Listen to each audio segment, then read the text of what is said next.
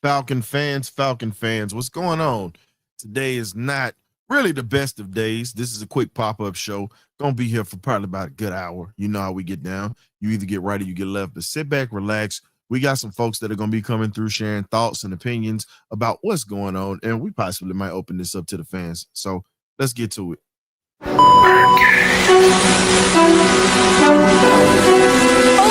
y'all, this is it.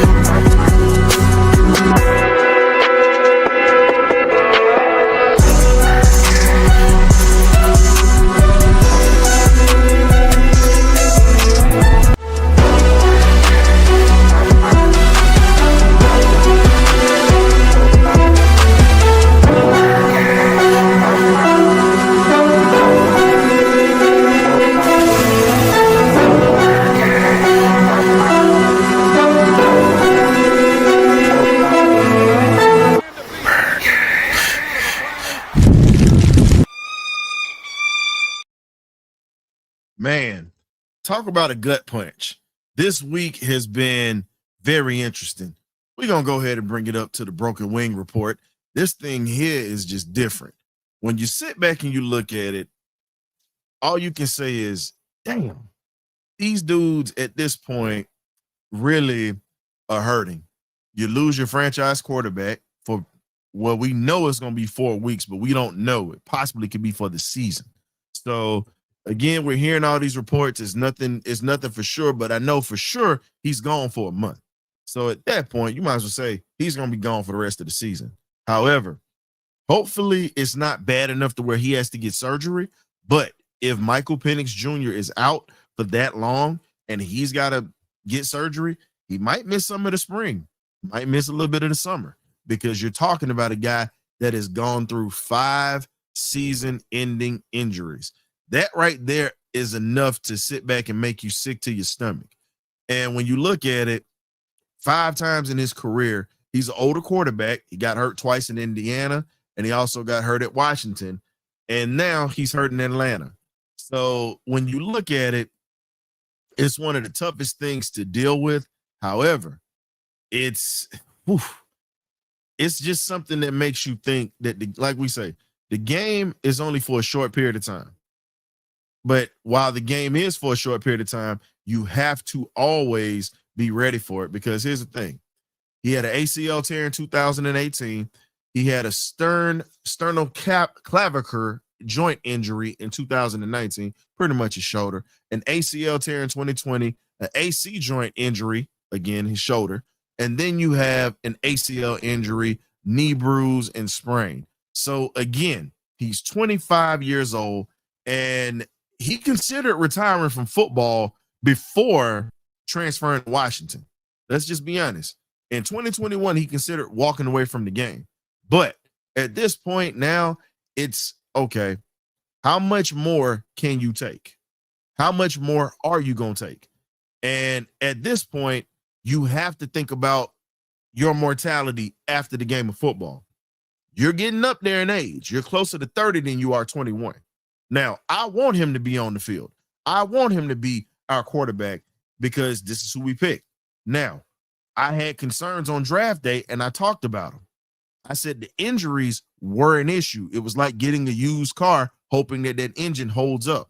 And you have to deal with the mileage that's already on this car, and you have to deal with the fact that you could possibly have a car to break down, or you could have a used car that's going to last for a long time.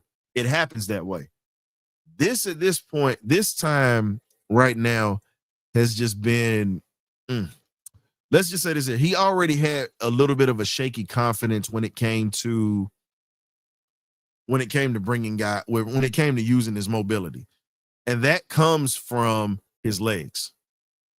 So what I'm saying is right now, we have to look at it from a standpoint of his mortality right now.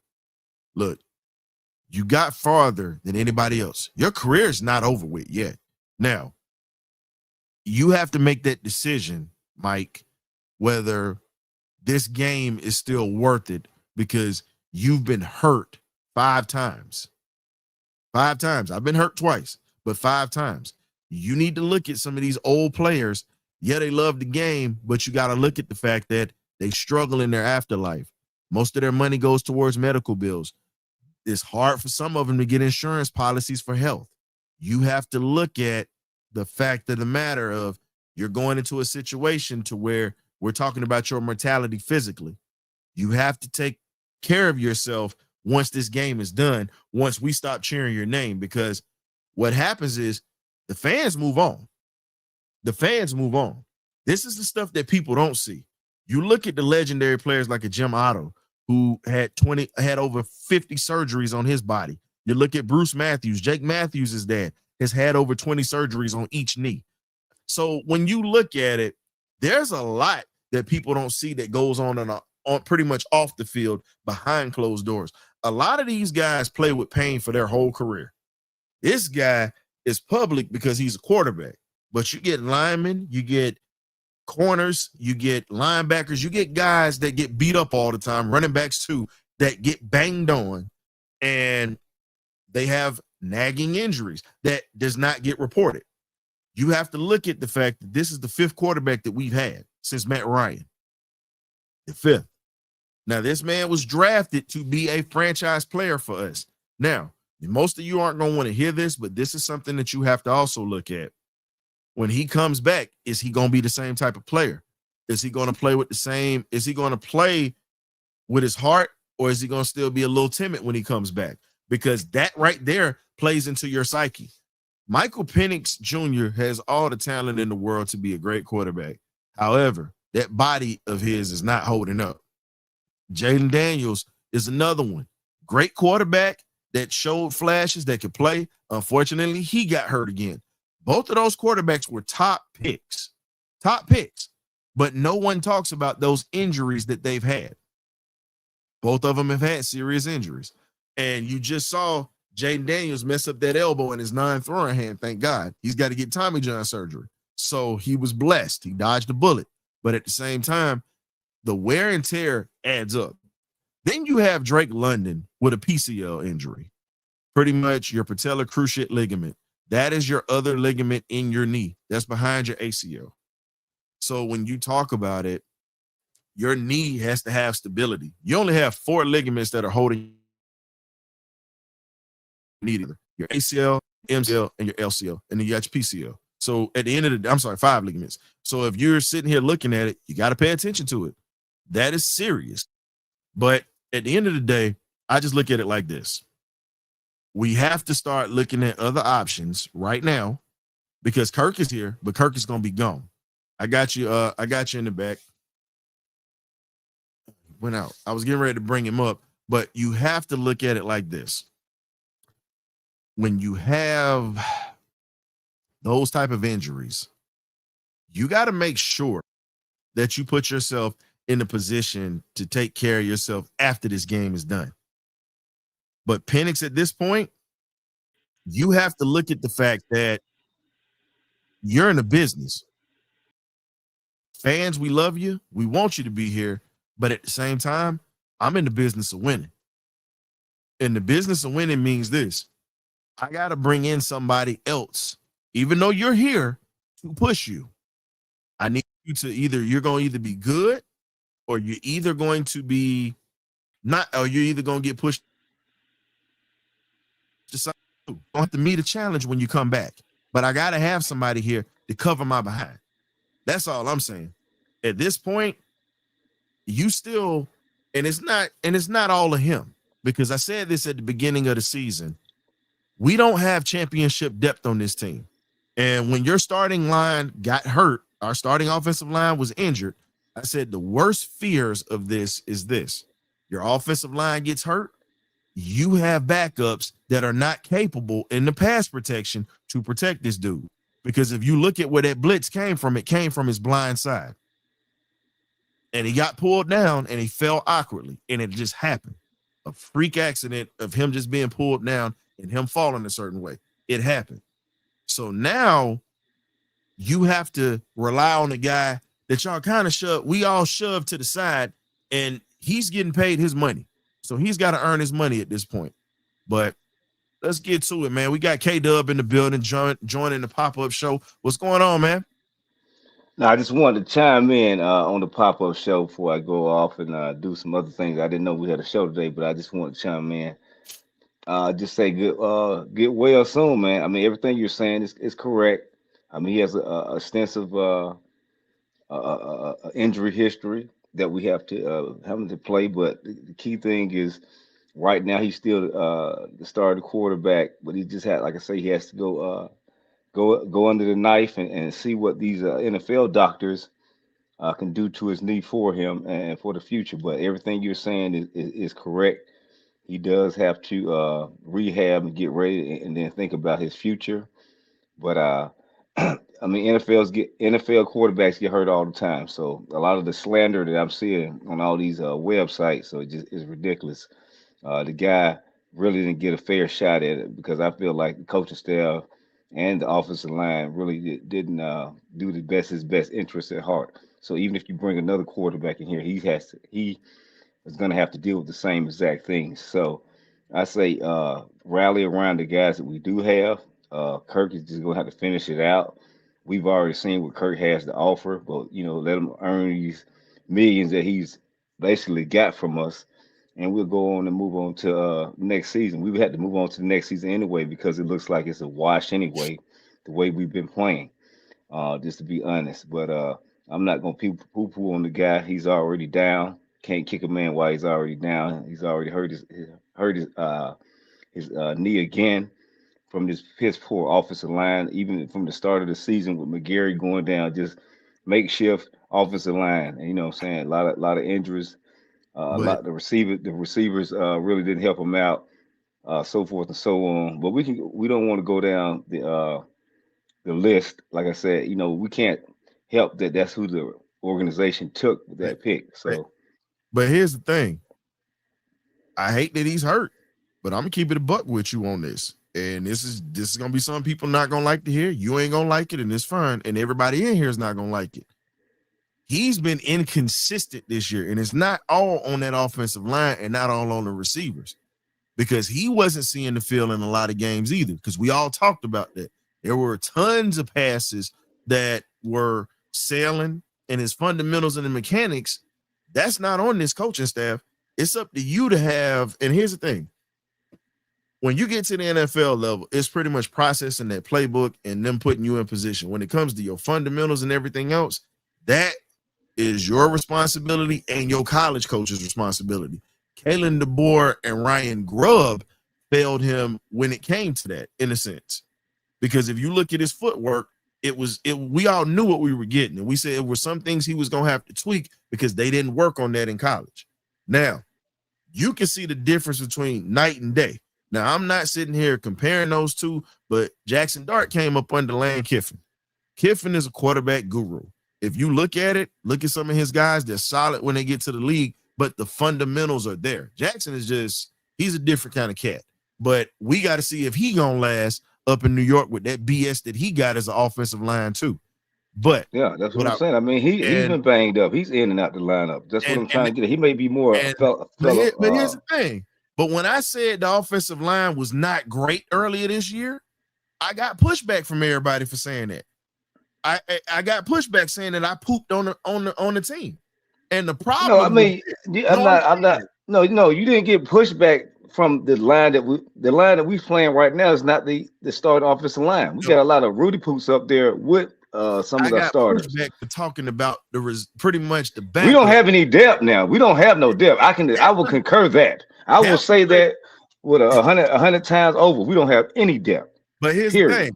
that was the thing that I put out there heavy, and I said, okay, Wilkinson was gonna have to prove himself. Period. He was gonna have to prove himself. He was a guy that I didn't trust in pass pro. He held his own for as long as he could. But if we look at it, all the other pieces started to fall around him with the injuries. And I said the one thing I was worried about, and I said it at the beginning of the year, if we start dealing with injuries with our starters, we don't have any depth with backups right now to really help anybody get playing quarterback. And that was my concern, because whether you got Kirk or whether you got Penix, you literally were going to be sitting here like a one-legged man in a karate kicking contest. That's really what it was like if anybody went down, because we saw how horrible the backups were in the preseason when they played. So at this point, when the last time we won a preseason game? That's one of the reasons. But I'm just being honest though. But that's what I'm trying to be. That's what I'm being honest, man. I mean, this is frustrating sitting here doing these shows because we know where the problem lies at, because we follow this team day in, day out. But the problem is, when it's put to the public, we hear people, oh no, we're gonna believe in this here. We're gonna rally around this, we're gonna do this here. I hear this all the time. And it's folks in our group too that do this. And I said, okay, I'm fine with being the bad guy. I love the Falcons, but I will be the bad guy. I'm okay with being disliked for throwing the truth out there. But the truth of the matter is, we got bad coaching. I said this last year. And then you have no depth, and you never tried to invest into an offensive line that needs to protect your franchise quarterback. And now he has a fifth career injury.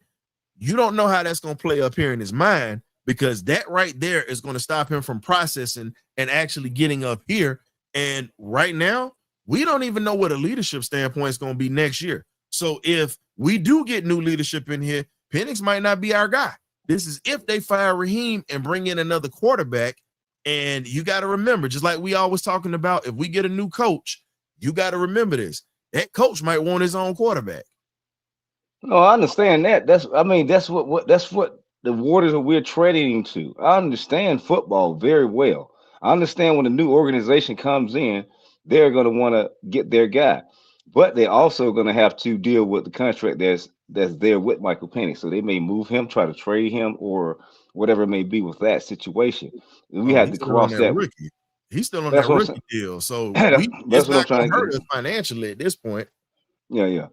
But I mean, they're still gonna have to deal with that elephant in the room. Like I say, somebody may but also you have coaches that come in and say, you know what, I can show you what I can do with this guy that this guy couldn't do. Some coaches look at certain players and say, you know what, they didn't know what to get out of him. Even if he has the injury, you know how to protect this guy the proper way. Maybe they come with a different scheme of the line. But like I said, we're still like 2 years away. I don't care what coach comes in here.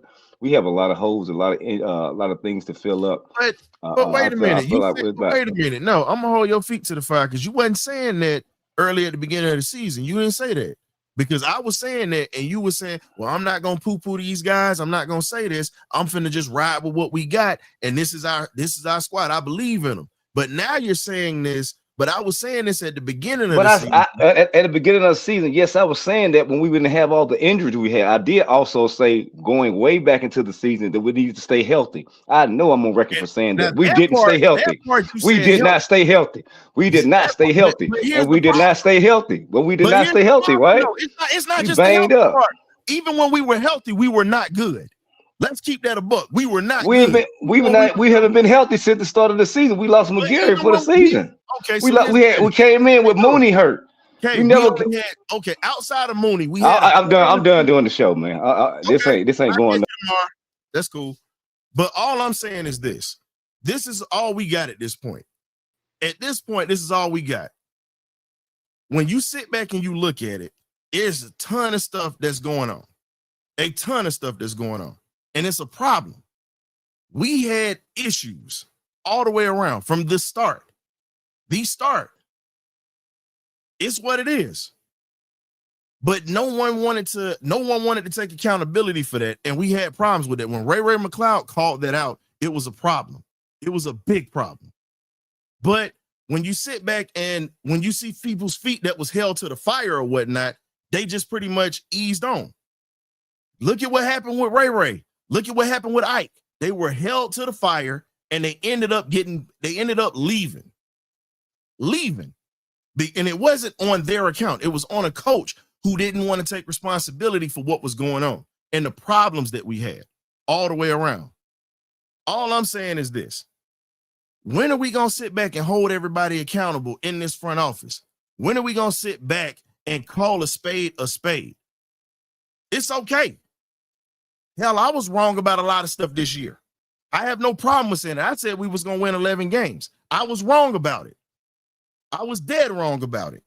And the problem with us winning 11 games this year was the fact of the matter is we had inconsistency from the offense. And it's not all on Penix. It goes up to that coordinator that did not protect him and didn't put him in schemes to protect him and truthfully did not try to get anything going on with that offensive line. That's the problem.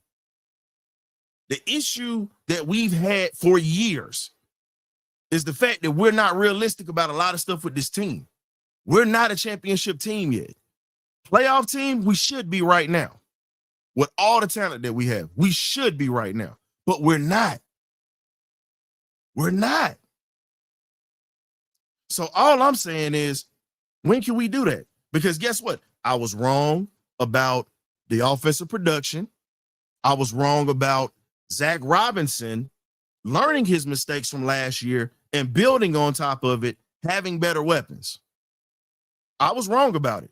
And I'm fine with saying I'm wrong about it. The only thing that's straight about this team is defense. And Sunday, they gave up the draws.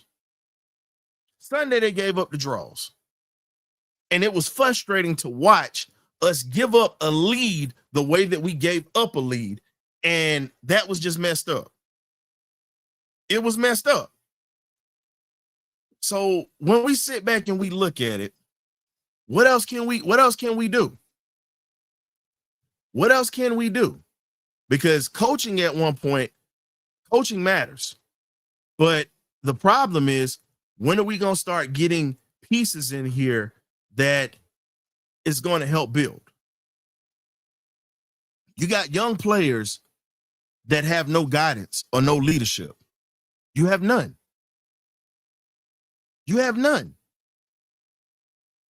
And the issue is, if you saw the interview that Raheem gave earlier, it was a problem. You still got one of your best defensive players out. Jesse Bates is not playing at that Pro Bowl level. He's making amateur mistakes right now, getting beat deep, not taking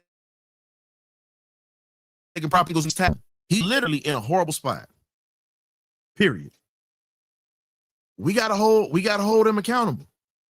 We gotta hold their feet to the fire, because it's a lot of holes on this team. A lot of holes. We don't even have a true nose tackle right now. You brought up Street pretty much from the practice squad to play. He was solid, but then we started getting gashed in the second half. I'm just saying. Even with London LaCal, he comes in, he's playing, but it's different. He's still not ready. We got too many problems. But the injuries is the worst thing that is killing us right now. You're supposed to have depth. I preach depth all the time. If you don't have depth, it's over with. It's over with at that point. All I'm saying is, with the depth that we have, what can we do with it? What can we do with it? Again, it's a problem. It's a serious problem. Now, the other thing that we have to talk about with this team is management. Management refuses. They're saying they're bringing in good players, but they refuse to bring in better players. That's my whole thing. They refuse to bring in better players. Penix has 8 years of college ball and pro ball up under him so far. Think about that, folks. He was older when he got here. He'll be 28 years old this year. Getting old. Closer to 30 than you are to 21. The other issue is this. Nobody's helping him develop. Not at this point. I'm sorry. He's 25 years old, getting ready to be 26. Still closer to 30. 4 years from 30. He has no one here to teach him how to be a quarterback. Arthur Blank wanted Bill Belichick, if y'all remember. No one wanted him here, myself included. I'll admit it. But with what we have right now, I would have taken Bill over Raheem. I know that sounds crazy, but my thing is, you look at what we've been producing. Look at the issues that we've had. Look at the problems that we've had. When are we gonna get this thing right? When are we gonna get it right? When are we actually, and here's the thing that I challenge the fan base to do. When are we gonna start calling this team out early? And I got to give William Amy his credit because he said a few things the other day, and I get it, but he's emotionally involved just like all the rest of us. But he saw it developing. We all wanted to give it a chance, even though we knew what the truth was. And it's funny that Mike Vrabel, a guy that we interviewed, went to New England and turned it around overnight. Gerard Mayo was out the door. That dude goes up there, and they're really running the AFC East right now. Excuse me. So, again, this shows everybody what incompetence looks like when it comes to this front office and then leadership on this team. That's what it is. So I'm going to open this thing up to the folks to come in here. Y'all can come on in. What's up, Will? What's up, Ryan? I ain't gonna be here that long, man. This is 1 minute, man. I agree with you, man. You said, man, Delp was our downfall in coaching and development, man. Like you call that, you nailed it in the coffin. Like, this team is not developing, and we don't have the type of leaders to lead men to want to play and want to play with urgency. And you can see that on the sideline. The team don't even want to be engaged.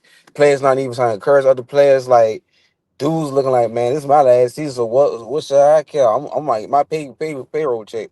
If I'm Drake London and I'm Tyler Algier, I mean, I want to go to a contender team. I know we might keep Drake London, whoever get as our new head coach at our GM, bro. But they're gonna have to clean house, man. And I start with Rich McKay. This dude got to go. I'm still rocking my logo to the day I die, but we got to beat Carolina next season. And I know, and I've been saying that Carolina wasn't been good this year, but they proved me wrong. They got a better coaching staff than we do. And coaches matters, man. Until we do that, I want clean house. Jeff Elbert too. You got to go. I just want a whole clean house, man. Here's my thing. I get where you coming from with that, but the one thing that you got to understand, Ulbrich ain't going nowhere. That defense is not the problem, bro. And it's an offense. He's not playing complementary football. Here's the thing. He's still producing, even with a few of his best players out. That defense gave us a chance, but let's be real. If your offense stalls as much as we have, that defense is on the field for longer than 30 minutes, they're going to get tired. They're going to make mistakes. They're going to miss tackles. Come on. If your offense is not helping them out, what you expect? Yeah. Them boys tired. Don't think, look, I'm going to give you see in their face, the body language, and on plays, when they're sitting on the sidelines, before the game, even after the game, you can tell they tired of the BS. But they're tired of coaching. Go ahead. Here's the thing, and we got college football fans in here too. Think about it. Georgia Bulldogs were awful in defense in the first half of the season. Let's keep that a buck. The offense is what kept this season alive while the Dogs defense was trying to figure it out with a lot of young players. They were making a lot of mistakes and they were getting gassed in the first half. And then in the second half, they made adjustments and became a lockdown defense. Let's be honest. Right. We got the total opposite with the Falcons. The defense is holding it down and the offense is stagnant. And they're trying to figure out how to play with a young quarterback. But when you have the blind leading the blind with all this talent, it's going to waste. Right. Go ahead, Wolf. You hit it on the head. You hit it on the head. Because look at UGA. We was good before Kirby Smart, but when Kirby Smart, we would just dominate the whole SEC. That just solidified because he came from a winning program. Why can't we do that with Falcons? Because you have bad leadership. Right. Because we had not you. I'm saying because we have bad leadership, and that goes from coaching, and that goes from everything else. Yeah, I'm like you. Penix was never my guy. I was hoping and wishing that he, he's a 25-year-old guy. Hopefully he overcome the ACL tear. Because once you get ACL tear, it's hard to come back. That's most of your that's most likely your career. Only a few players bounce back from an ACL tear. Well, for him being a quarterback, I'm just gonna be honest. It's not as hard as what you would think to come back from that because of the technology and the things that we have now. We definitely have modern medicine to help you get back from an injury like that. But again, don't take one great hit. But what I'm saying is, how does he bounce back? Because he's had two, not one. Two is one thing, but now he's had three of them. So it's his third one. Ooh, yeah. I'm with Ryan. The first one, you like, okay. The second one, you can come back from that because Thomas Davis and Frank Gore are the only two people that I know that came back from 3 ACL injuries. Thomas Davis, that was linebacker for the Carolina Panthers. Frank Gore, the running back who played all over the league or whatnot. Those are the only guys. I don't remember nobody else. Now, here's the thing. You got to bring in a coach that's going to bring in discipline and that pays attention to detail. Oh, thank you, Coach Brand. I just saw your comment. And he said the same. He's saying the same thing I'm saying. You got to bring somebody in here that's going to be respected in this locker room and connected. And honestly, Penix needs a coach, but how can he come back mentally from this? Because this is the third time he's gotten hurt. And he considered retirement in college before he got to the league because of the fact that he had serious injuries. I'll watch some podcast. Shout out to that podcast. They had a good question. What's the difference between New York Jets and us right now? We both sorry. But the difference is the Jets players want to play for their coach. Well, you can tell because the defense is actually playing better now. The offense is still trying to, figure out what they're trying to figure out. But their defense is coming together trying to save Ben Johnson, might as well say. They figured out, this is the thing that people don't understand that they figured out. They figured out that they got a head coach that played in this league, was a top draft pick in this league, played under Bill Parcells and Belichick, and is a disciplined guy. And I can tell you up front because I saw it firsthand when I went to the Jets training camp. I actually went, got invited. Shout out to Miss Connie Carberg, who's Birdcage alum, who we did an interview with, first female scout in the NFL. And we were talking about it, and we were sitting there, and I was just watching. I ain't even told you to come. You can see that the discipline, even though they're still figuring it out, the discipline was different. Like they were saying that last year they didn't have stretch lines. Think about this. They were just standing around stretching however they want. No, it was uniformity. Offense over here, defense right here. Green over here, white over here. And everybody was stretching. And it was all organized. And you got to start with the little things. If you can't get the little things right first, the big things are going to be a big problem. When planning games is the easy part. It's getting people to buy into the little stuff. That's the hard part. Until people buy into the small stuff, it's not going to work. And I hate to say it, Dan Quinn came in like that. And that's why he had the success of the team when he came in. He came in, changed the culture. He basically gave us that brotherhood culture. And we fed to it, went to the Super Bowl. So that's why I'm saying I'd rather have Bill Belichick when we had the chance. But since we didn't pick him, I'm like, Raheem Morris, when Rams won the championship, that wasn't because of Raheem Morris. Yes, they had good defense, but he had a guy named Aaron Donald. Yeah. Who's going to stop Aaron Donald? And let's be real, like what Ryan said, that was Wade Phillips' defense. He built that team before even Raheem even got there. So all these people saying that over Raheem was a good coach, they lied through the team, especially Jelly Ramsey. That they was doing that just trying to give him credentials. So like Because I when he was said, with Tampa Bay, he ain't do shit. I'm just nah, gonna keep but oh, I'm sorry for testing. But he ain't do nothing in Tampa Bay because we whooped that butt every year when he was there. yeah, Yep. And the problem with that whole thing, as I said before, you gotta look at the fact that this man literally puts us in a horrible spot. And most people yes, don't want to, most people want to say that, but I'm like, look, I'm not big on a guy with rah-rah speeches coming through the door. I didn't want It's the that. My same thing speech. is this. yes. This Action all I speed out need of you to do. words. I I want need you, results. okay. Answer your questions the way you need to answer them. Don't give too much. Answer them exact. Answer the question. If you don't like it, you can kind of finagle your way out of that. But sit back, read the room before you just start answering these questions and putting out, oh, we're gonna win this. No, don't say that. Say, hey, we're getting ready to get this team right, and we're gonna build this team into a championship power. That would have been better instead of you just saying, oh, we're here to win now. Dude, you know how many problems we got on this team first before you can say that? Because when you say that, you put the expectation out, not just for fans, but also for the media. Why would you put yourself in that spot and back yourself into a corner? Confidence is one thing, but you have to be smart about what you say because what you say can bite you in the ass sometimes. What happened to the time when Matt Ryan and Michael Vick came and talked to Michael Penix? Like, what did he learn from that? What I was, you brought them two guys to talk to him, but why not hire one of them to try to show him the ropes of being a quarterback, especially Michael Vick, since he's a left-hand quarterback? Yeah, I think they just probably talked to him time, show him the pros and the cons, but I just feel like they should have let Michael Penix, they should have like coached him up, even though they probably couldn't do it. But I feel like Michael Penix should have took that advice and like, hey, let me go work with Michael Vick and Matt Ryan, see what defense to read and stuff like that. And like I said, You went He out, hit a big dark dog. spot. Yeah, he went out. He hit a dark spot. He'll be back. Hey, Will, Yeah.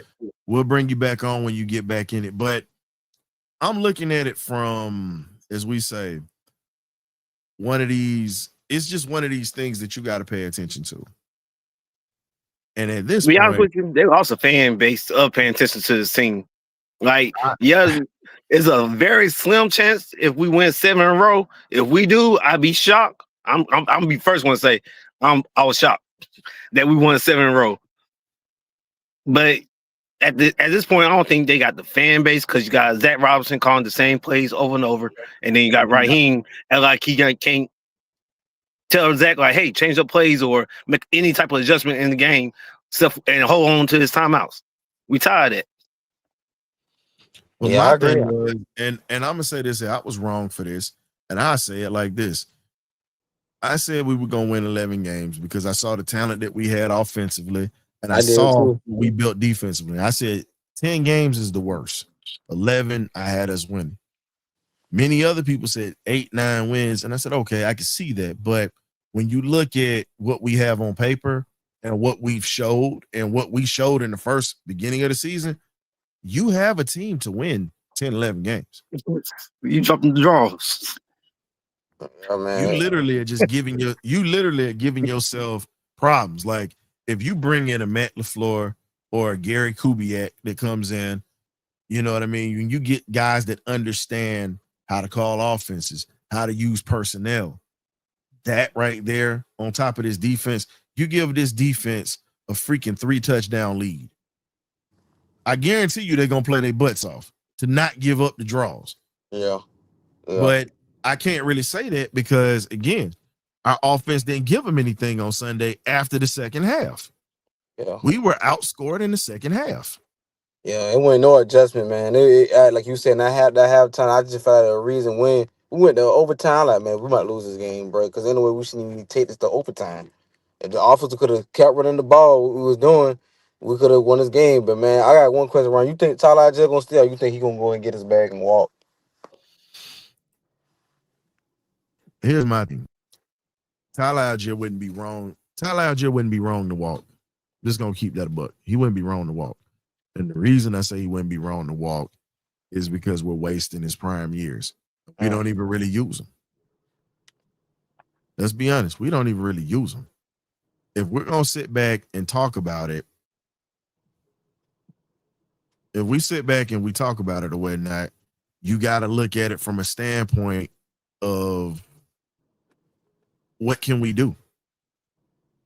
And shout out to Coach McGriff, another Birdcage alum. Like he said, a lack of, like he said, it's a lack of coaching, as he said, adjustments for coaching is really the biggest issue because it's not the talent.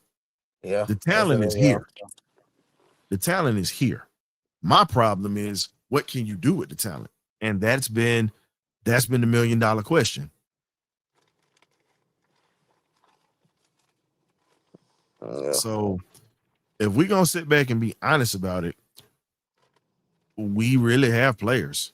It sucks that Penix is gonna be out, but now looking at the fact that we didn't get rid of Kirk Cousins, doesn't look so bad now, does it? Yeah, I think it ain't what bad, but we signed I think Eastern State, so they might have competition in practice who get the nod, but I don't think they're It gonna ain't go. no Will. That ain't no competition. You got $180 million quarterback here. I hear what you're saying, but that's no competition. That Yeah, is no competition. You got a veteran who had this team in the NFC South championship race last year, leading that race, and he gets hurt.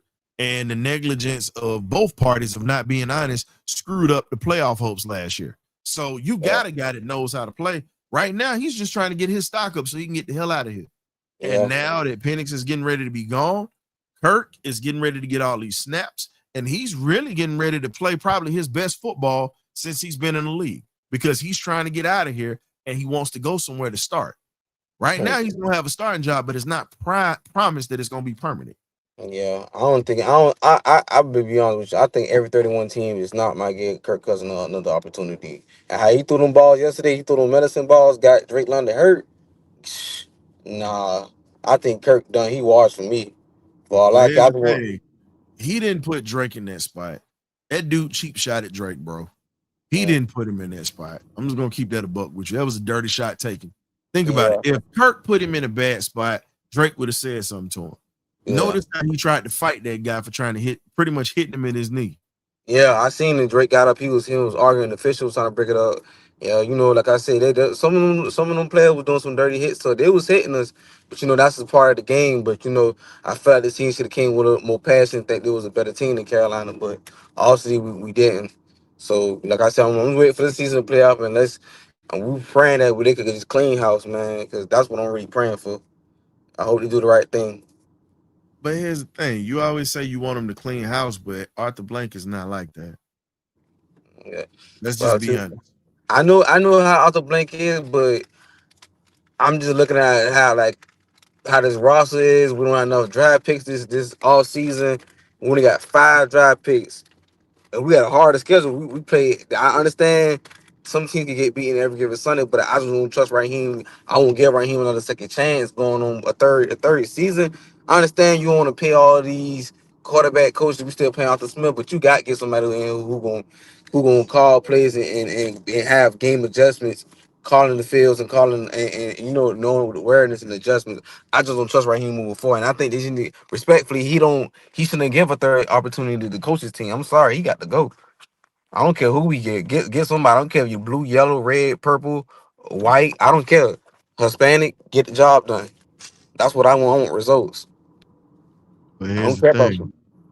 with the results that you're sitting here talking about, you gotta hope that happens because Yeah, right now, that's very tough to get at this point.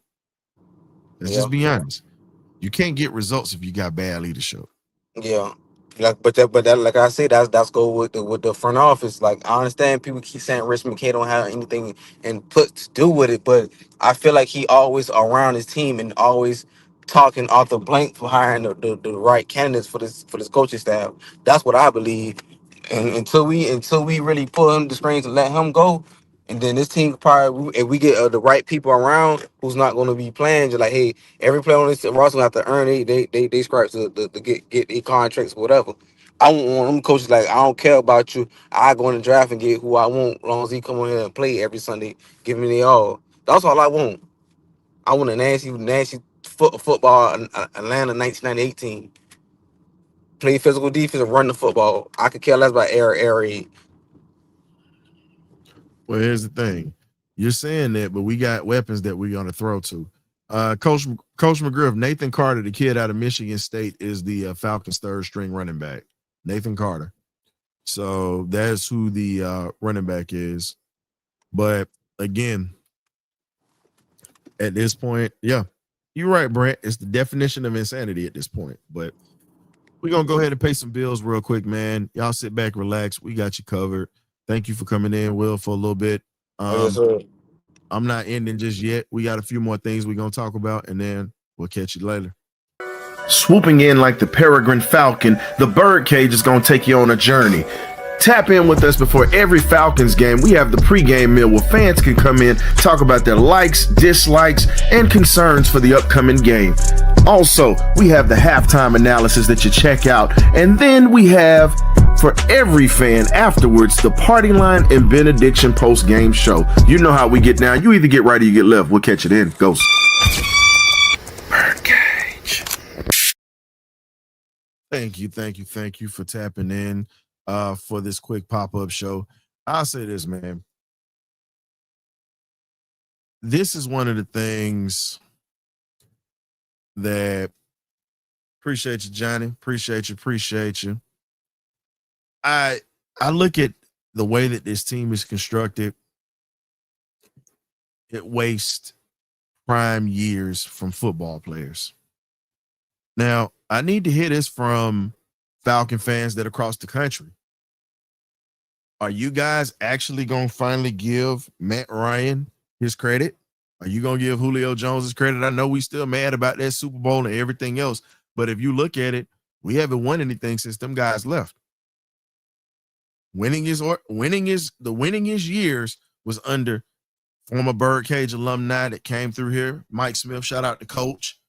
And then you roll into Dan Quinn. And then after Dan Quinn leaves, we just fall off the map. Is anybody gonna be honest enough to say that they were wrong?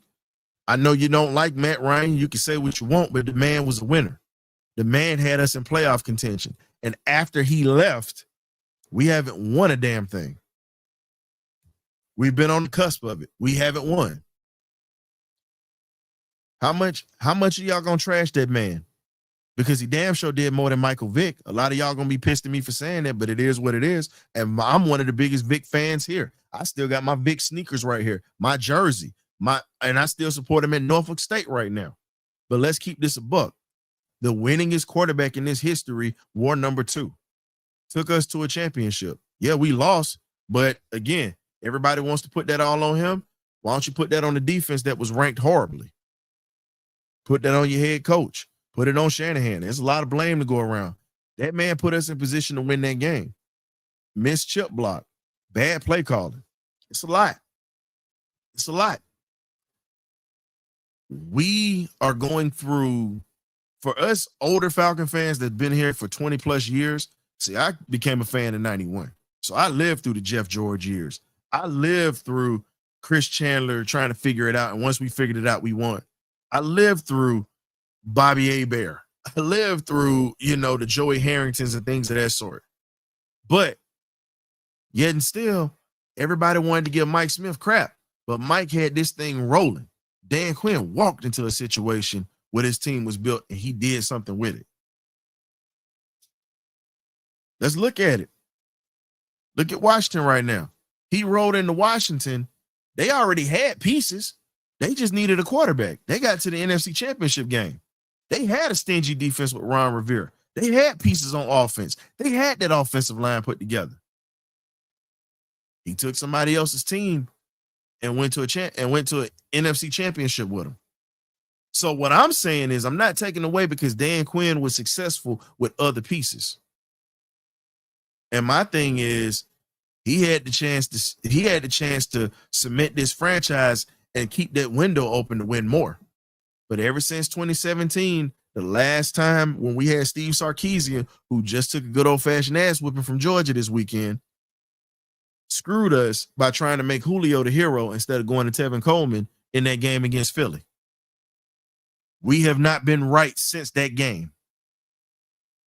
Tevin Coleman walks into the end zone. We pretty much hit Minnesota with a bag of chisels and walk over their dead body into the Super Bowl and beat the hell out of the Patriots for the rematch, especially with the defense that we had that year. But again, that's what we call coaching blunders. And we're still living with that right now. So what I'm saying is we got to look back and really start being honest about this franchise. You just lost your quarterback. You just lost not just your quarterback. You've lost a ton from this game. And now you're trying to figure out how you're going to survive the rest of the season, and not just survive the rest of the season.